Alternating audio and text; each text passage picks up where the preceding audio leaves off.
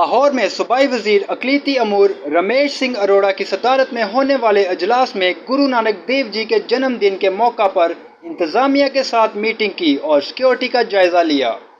اجلاس کے دوران گرو نانک دیو جی کے 555ویں جنم دن کی تقریبات کی تیاریوں کا تفصیلی جائزہ لیا گیا۔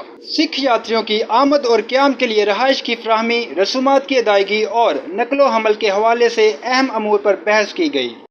ایڈیشنل سیکرٹری نے صوبائی وزیر کو بریفنگ دیتے ہوئے بتایا کہ وفاقی حکومت نے بھارتی سکھ یاتریوں کے دورہ پاکستان کے شیڈول کی منظوری دے دی ہے۔ سکھ یاتریوں کو 10 دن کے ویزے جاری کیے جائیں گے جو 14 نومبر کو واگا چیک پوسٹ کے راستے پاکستان پہنچیں گے۔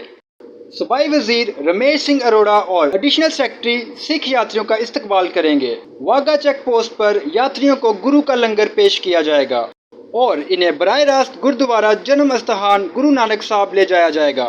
555ویں جنم دن کی مرکزی تقریب 15 نومبر کو گردوارہ جنم استھان ننکانہ صاحب میں منعقد ہوگی۔ سکھ یاتری 16 سے 22 نومبر تک مختلف گردواروں کی یاترا کریں گے۔ صوبائی وزیر نے ہدایت کی ہے کہ سکھ یاتریوں کو قیام و دام میڈیکل کی سہولیات مفت فراہم کی جائیں اور انہیں ہر ممکنہ مدد فراہم کی جائے۔ انہوں نے کہا کہ سکھ یاتریوں کو ہمیشہ پاکستان سے محبت ملتی ہے اور امید ہے کہ وہ اس دفعہ بھی اچھی یادوں سے واپس جائیں گے۔